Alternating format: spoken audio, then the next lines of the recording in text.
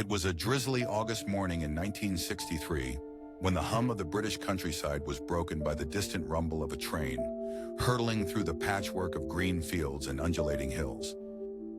For most of its journey, the Royal Mail train was a vessel of quiet routine, but that morning, nestled in the hidden recesses of a secretive gang's planning, this train was poised to become the centerpiece of one of the most daring heists in British history. The masterminds of the operation were led by Bruce Reynolds, a man with a cunning mind and a relentless hunger for notoriety. Reynolds was no stranger to criminal exploits. He had a reputation for meticulous planning, a detail that would soon prove pivotal. What made Reynolds' plot remarkable was not just the audacity of it, but the sheer scale. This was not a heist for the faint of heart.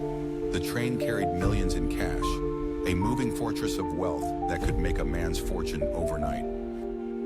It wasn't just Reynolds who made this job legendary.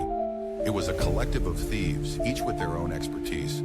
Among them was Big Jim White, known for his brute strength and expert coordination. Harry the Brain Moran, a safe cracker who had learned his trade in the jails of Dartmoor. And Bobby the Shifter Shaw, who had an uncanny ability to disappear when trouble loomed. Together, they made up a team that was both feared and revered in the underworld. The heist was set for the night of August 7th. The train, known as the Glasgow Express, would be taking its usual route from Scotland to London, carrying priceless cargo, banknotes intended for the Bank of England.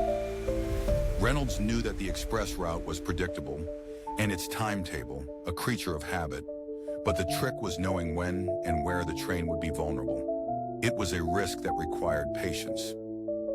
The plan began weeks before the night of the heist. Reynolds and his team spent nights under the cover of darkness, scouting the tracks, studying the guards' schedules, and mapping the landscape. To gain crucial intel, they used a man on the inside, an ex-railway worker named Charlie, who had access to old station blueprints and valuable knowledge about the train's peculiarities. His word was golden, a silent link between the gang and their target. But there was one key element that Reynolds needed more than anything: a way to stop the train without setting off alarms. This would come in the form of a signal, altered just enough to trick the engineer into believing there was a legitimate red light. On the night of the heist, a stolen signal lever, modified by the sharp hands of Harry Moran, would take its place, ensuring the train would stop precisely at the chosen point. The moment of truth arrived as the train rumbled down the tracks that evening.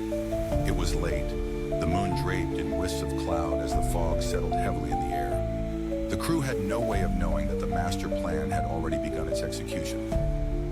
A shadowed figure, cloaked in black and wearing a face mask, stood by the signal box and flipped the lever that would set the train's fate in motion. A red light shone in the distance, and the train slowed to a halt. It was then that Reynolds' team sprang to action. Big Jim White and Bobby Shaw, working in tandem, heaved the barricade onto the tracks, their muscles flexing in time with the beat of their heartbeats. Harry Moran jumped up to the roof, breaking through the metal with a sharp-edged crowbar, while the rest prepared to descend. The train crew, caught off guard and bewildered, were swiftly secured but unharmed, their protests muffled by scarves and whispered threats.